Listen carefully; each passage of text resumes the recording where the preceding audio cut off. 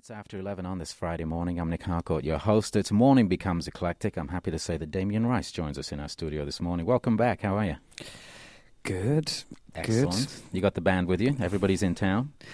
Yeah, we're all, we're half here. We just got here a few days ago, and you always leave a piece of yourself behind when you fly so fast around the globe. Takes about a week to catch up with that other part, but you got the part here that knows the songs, right?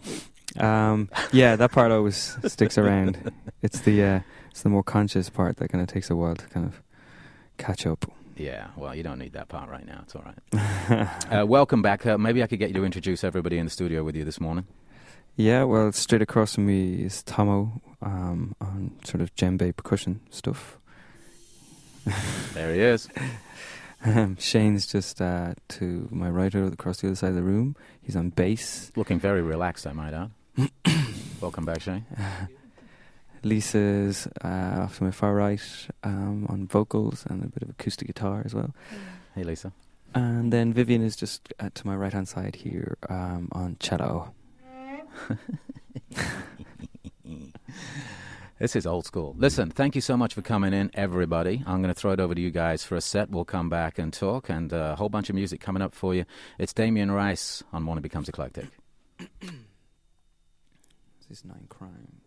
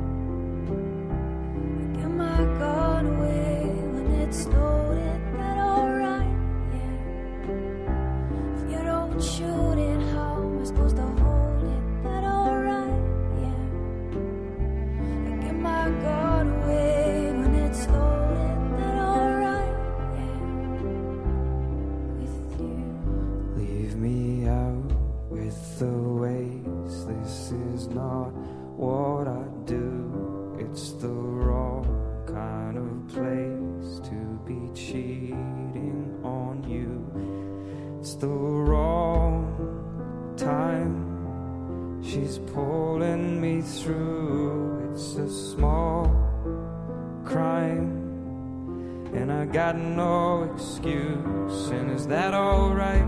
Yeah. Forget my gone away when it's a load, is that alright? Yeah. You don't shoot it, how am I supposed to hold? Is that alright? Yeah. Forgive my gone away when it's a load, is that alright? Is that alright with you? That alright, yeah. Forgive my gone away when it's a load, is that alright, yeah. If you don't shoot it, how am I supposed to hold, is that alright, yeah. Forgive my gone away when it's a load, is that alright, is that alright with you, is that alright?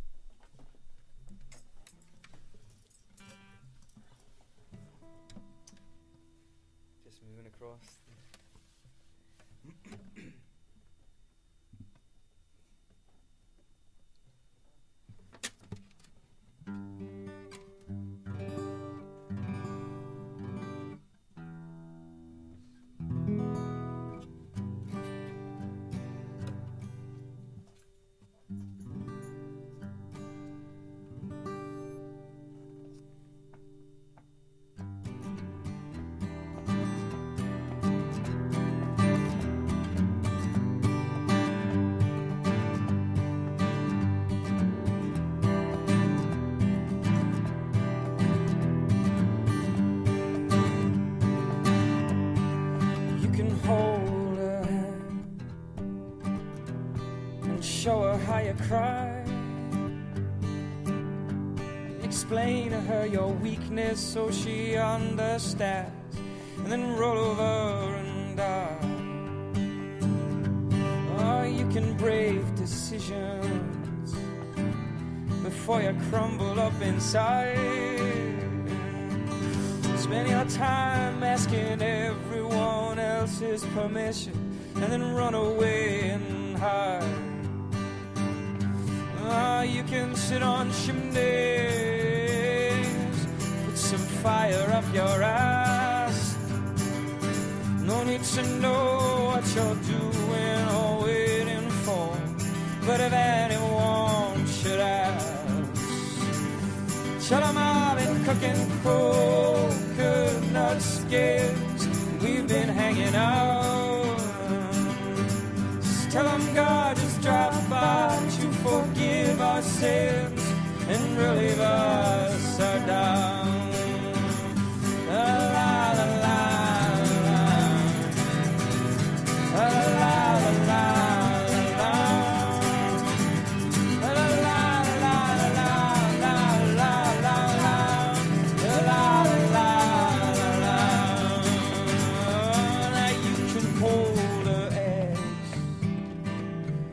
Your basket has a hole. Now you can lie between her legs and go looking for. Tell her you're searching for her soul. You can wait for ages, watch her compost turn cold. But time is contagious, everybody's getting old. You can sit on chimneys, put some fire up your ass. No need to know what you're doing or waiting for, but if anyone should ask, tell them I've been cooking coconut skins, we've been hanging out. Yeah. Just tell them God to drop by to forgive us sins and relieve us our down.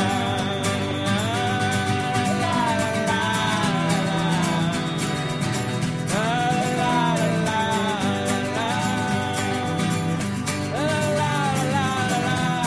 la la la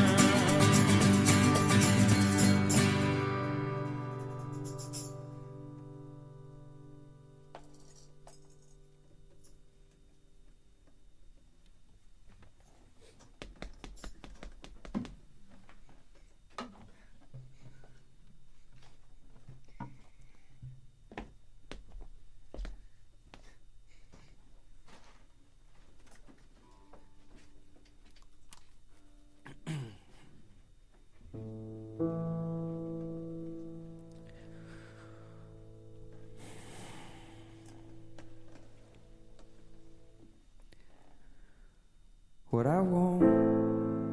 No, that's wrong.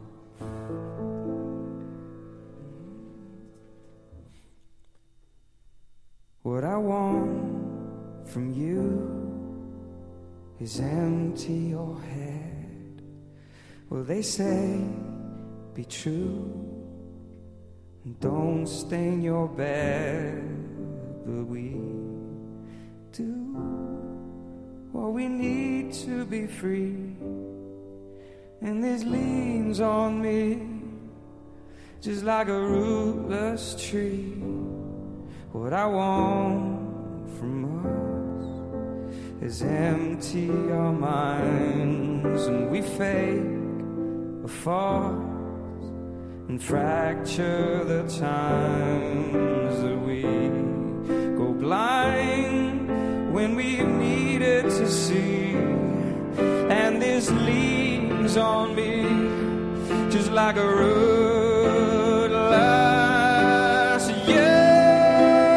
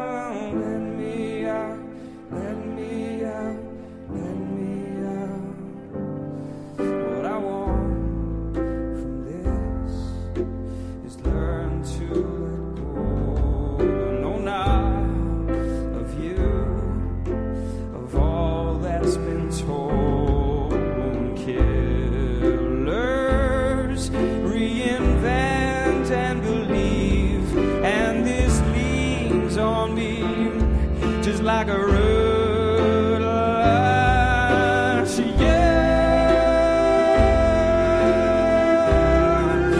No, we've been through a city leaving. 'Cause it's nothing to you, and if you hate me,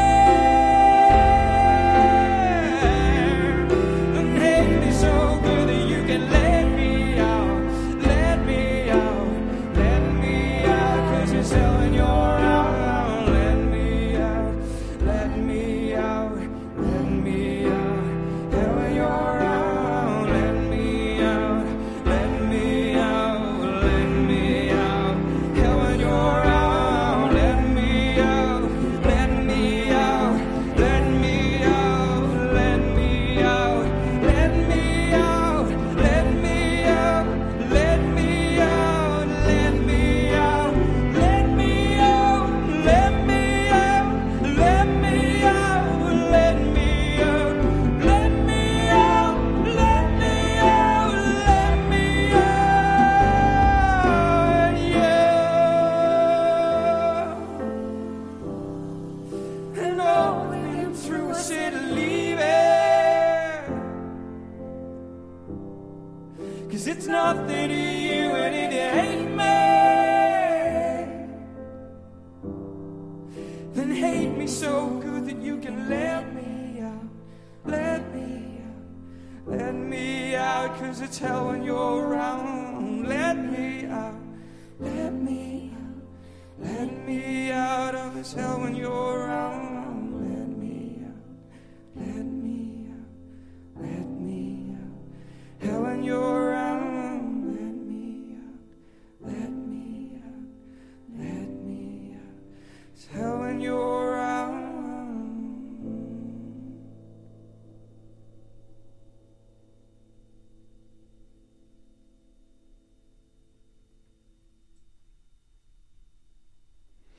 Morning Becomes Eclectic. It's 89.9 KCRW. Our guest in studio with his friends, his band this morning. It's Damien Rice, sitting at the piano right now, so I can't see you. You going to move across, or are you staying there for the next set? I'll move because the next song is on guitar. Okay, well, you move across, and I'll just fill folks in on the fact that there's a new album. It's called 9, coming through Warner Brothers Records. Now, is this actually released domestically yet? It comes out, I think, in another week or so, right? Next Tuesday? It came out this week. Next Tuesday, the 14th, it'll be actually in stores. Came out in Europe on the 6th, so just a little bit earlier on this week. We were just looking to see when the last time you were here was, Damien, and time goes fast, man. It's 2.5 years since you were last here. But for a while there, it seemed like you were kind of like camping in our living room. You were in and out of Los Angeles quite a bit. And I think Los Angeles became a second home for you for a while, didn't it? Yeah, I have a really good friend, Joel, who lives here, so... It's funny, a lot of my before I'd ever come to the States, actually, a lot of my friends had said, told me about different cities in the States and said that I'd love New York, but I wouldn't like LA, you know, and just because the character that I was, they had sort of presumed I wouldn't, and I actually really enjoy coming because it's. I don't know. He lives, you see, close to the mountains, just close to the hills, you know. He also has a really nice place there as well, because I went and saw you there once, yeah. And he makes good tea, so can't go wrong. So I've had a really, most of the time I've come here, I've had a really good time. You know, the first album came out, 4 years ago now? I think. It's probably 5. 5 years ago. You were playing those songs for a long, long time, weren't you? Because things sort of like... They took a while to kick in. I remember the album came out in Ireland and also almost immediately got some nice attention over there. But then the rest of the world was a little slow in catching up, except for everybody in Los Angeles, of course. The rest of the world was a little slow in catching up. But you had to tour on that record for quite a while. Yeah, we did a lot. You played around, traveled the world. Did a lot, yeah. Although I suppose it's all relative. I mean, different people do different amounts of things, you know. But it definitely got to a point where I certainly needed a break, and I think we all kind of maybe needed a break at a certain point. So we took quite a chunk of time off, you know. So and now we're sort of in this new space of just going at it again with a new record. Only I think we've learnt a lot, and one of the things that I've learnt is just to learn that from the beginning. of just literally handing the album over, or actually just before handing the album over. I kind of just had some, good conversations with our management about how we wanted to do this one, and I knew I didn't want to do any more. Certainly not for the moment. I didn't want to go out and do loads of press. I didn't want to go out and start talking to people over and over and over and over about the record and the songs and saying the same thing over and over and over again. Yeah, you start feeling weird when you, and I just don't even want to talk about the record at all. I just don't talk to anybody, even yourself, my darling, about the record. I just don't, Well, let me ask you this question, and you and I had a conversation earlier on this week, and, and basically what you said to me was like, it gets distracting to talk about the music. I think that's effectively what you were saying to me, that for you, just being in it is really where it's at right now, letting the music do the talking. Yeah. Is that fair to say? Yeah, there are many different ways to say it. I think it's one is that I write about myself, I sing about myself, I work with these people, they all work with me, they work with Damien Rice. This is called Damien Rice. We're on a Damien Rice tour, playing a Damien Rice show, playing Damien Rice songs at a Damien Rice show, all about Damien Rice and his life. And and I'm the guy, and you just become, and as a singer, and with my personality, I'm self-obsessed enough without kind of then sort of perpetuating that by just going out and then talking to hundreds of people again and again and again about myself, and I get it. Cool. What was the best part about the success from the first album? Because when you have a little success, it does enable you to perhaps take your time to make another record, to not have to explain to people exactly what you're doing. Does that give you some freedom when you have a little bit of success? No. Not at all? As in, I had all that freedom on the first record as well. Mm-hmm. We took our time. The first record took even longer, really. Certainly took longer to record. In terms of the amount of recording that went down, there wasn't. I don't know. It wasn't really a band then, though, was it? The band sort of came together from touring. Yeah. We met each other over time through the recording of the first record. So I think. I guess the best part about making a record and then moving on to make another one is, you've got a marker now. For me, it was like a challenge to make something that I felt was better than the first record. It was to make something that could hold up, and that was a challenge. It was annoying as well, actually. Now, see, there you go. I don't even want to talk about it. Let's talk about some of the things that you were involved with in between making records, because you took some time to sort of travel the world a little bit. I remember getting an email from you, and you were on your way to, I don't know how to pronounce it. Is it Myanmar? It used to be Burma, yeah. Burma. You spent some time over there. You traveled the world. What other fascinating places did you go to, and what did you learn from this time out on the road on your own? I believe you pretty much traveled alone. I think that the biggest thing that I've learned is that I'm going to die. That's something that I could have told you that. You should have just asked me last time you were here. Really? I figured that one out the year before you did. I'd never really thought about it before, though, and not that I'm massively happy to be thinking about it now, but it's interesting to me, I just, I'm going to die. So there's a finite amount of time. Well, yeah, and that just, that makes me kind of just think about things a little bit differently. And I just saw that Al Gore movie the other day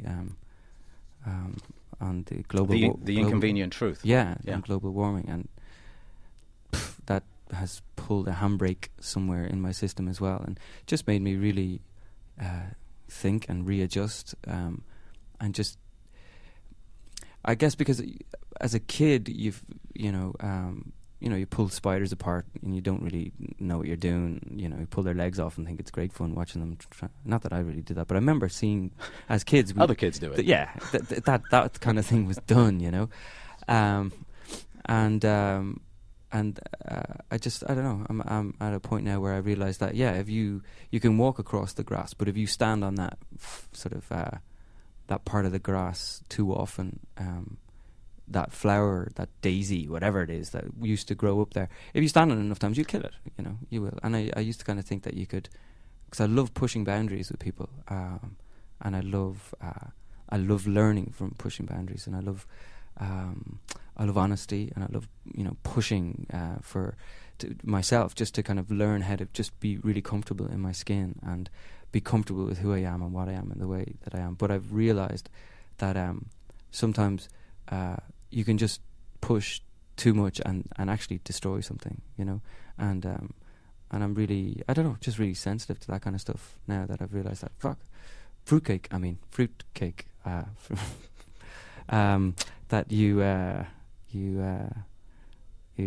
I'm confused now. Sorry, that you just you just get to a point where you realize, you know what, it's going to end, and it doesn't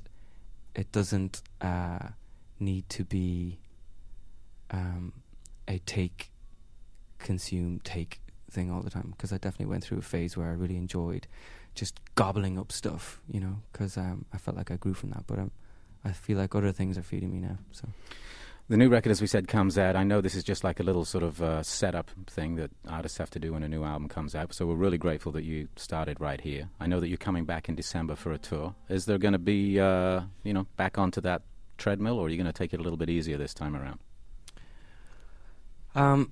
Well, yeah. I don't know. We'll have to wait and see. I know that we're thinking of starting the tour next year in South America. So, just to kind of play, just to play some smaller venues and play to an audience we've never played to before, and just see where that brings us. Because when you're returning to a city that you've played to before, usually there are people in the audience that have been there before. So it's nice to go somewhere different, and you're sort of starting again with a fresh because you can palette. Yeah, you can just be somebody new if you want to, and then there are no expectations of you as such. So that's free. Well, I'm going to throw it back to you guys for our I think we did pretty well, all in all. We did. Yeah, all right. If the guy doesn't want to talk about the record, we just had a 10-minute interview. The record's coming out next week. Damien's going to be back in Los Angeles 8th and 9th of December at the Orpheum. We're going to give away some tickets, I think, right? Tickets or CDs? We're going to give away something at the end anyway, because I know we had you sign the new CD. Mm-hmm. Let's throw it back to you guys for our second set of music. It's Damien Rice on Morning Becomes Eclectic. Thank you.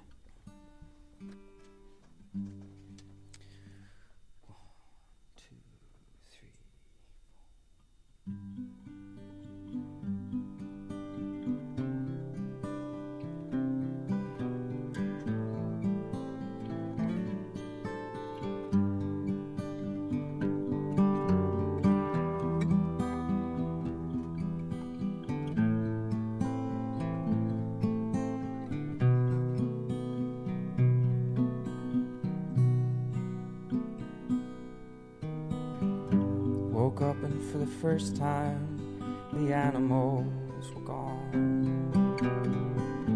It's left this house empty now, not sure if I belong. Yesterday you asked me to write you a pleasant song. I'll do my best now, but you've been gone for so long. The window's open now, and the winter settles in. We'll call it Christmas when the adverts begin. I love your depression, and I love your double chin. I love most everything you bring to this offering. Oh, I know that I've left you in places of despair. Oh, I know that I love you, so please throw down your head. At night I trip without you and hope I don't wake up, 'cause waking up without you is like drinking from an empty cup. time, the animals were gone. Our clocks are ticking now, so before our time's gone, we could get a house and some boxers on the lawn. We could make babies and accidental songs. I know I've been a liar, and I know I've been a fool. I hope we didn't break it, but I'm glad we broke the rules. My cave is deep now, yet your light is shining through.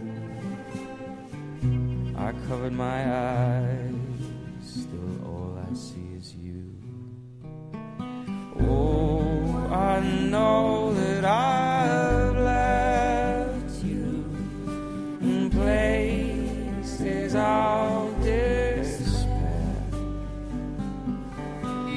Oh, I know that I love you, so please throw down your hair. At night I trip without you and hope I don't wake up. 'Cause waking up without you is like drinking from an empty cup.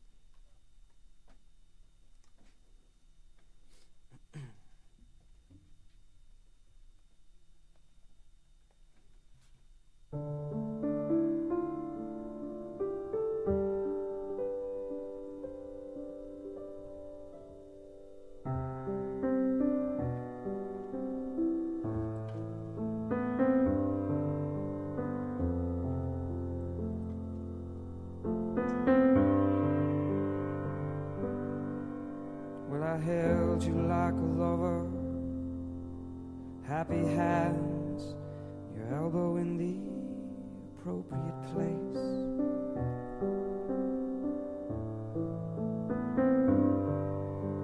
And we ignored our others, happy plans for that delicate look upon your face.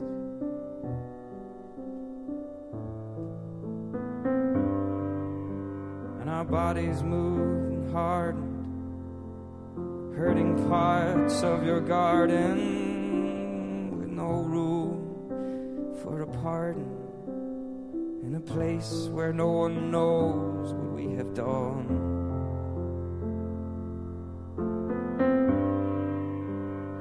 Do you come together ever with him?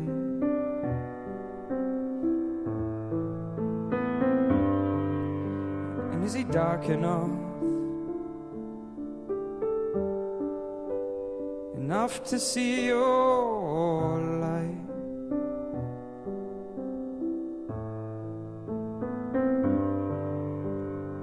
brush your teeth before you kiss?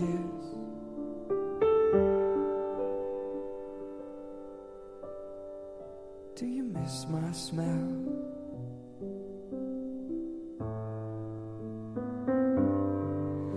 And is he bold enough to take you on? Do you feel like you belong? Does he drive you wild? Or just mildly free?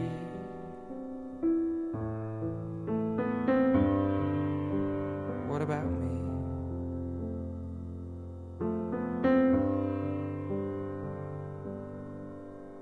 Well, you held me like a lover, your sweaty hands and your foot in the appropriate place.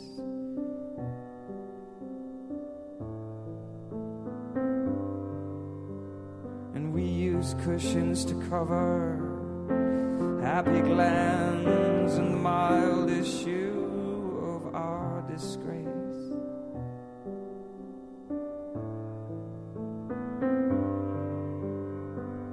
Our minds pressed and guarded, while our flesh disregarded the lack of space for the light-hearted in this boom that beats our drum.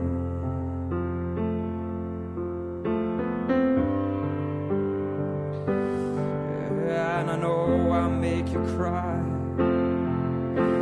I know sometimes you wanna die, but do you really feel alive without me? If so, be free. If not, leave him for me before one of us has accidental babies.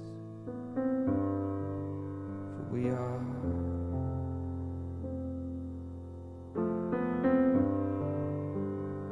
do you come together ever with him?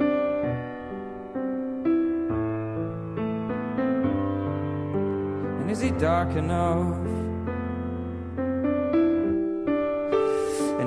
to see your light, your light? Do you brush your teeth before you kiss?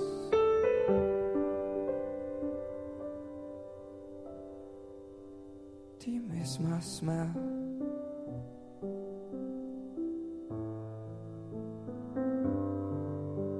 And is he bold enough to take you on?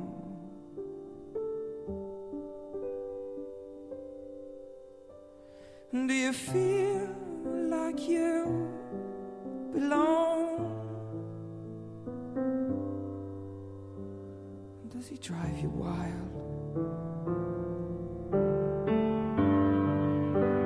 Oh, just mildly free. Mildly free. And what about me?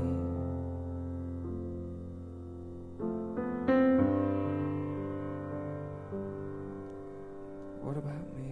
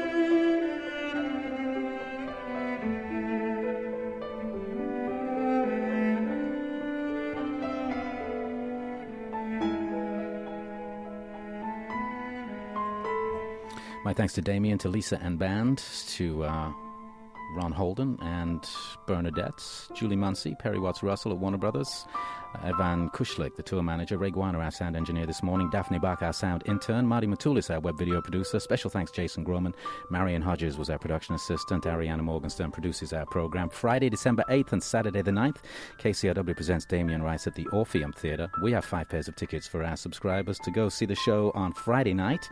Winners will also receive an autographed copy of the new album. If you've not won anything from us in the last 90 days, call us with your member number at 877-600-KCRW. That's 877-600-5279. It's Morning Becomes Eclectic at 89.9 KCRW. Damien, thanks so much. Always good to see you. Thanks, Nick. Cheers. Have a great trip, and look forward to seeing you again soon. All right, man. From PRI, Public Radio International.